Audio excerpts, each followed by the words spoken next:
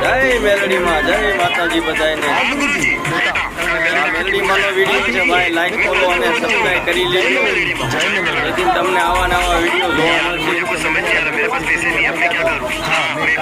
જો આગળ સ્ટોરી જોઈશું તમને મજા આવશે ભાઈ.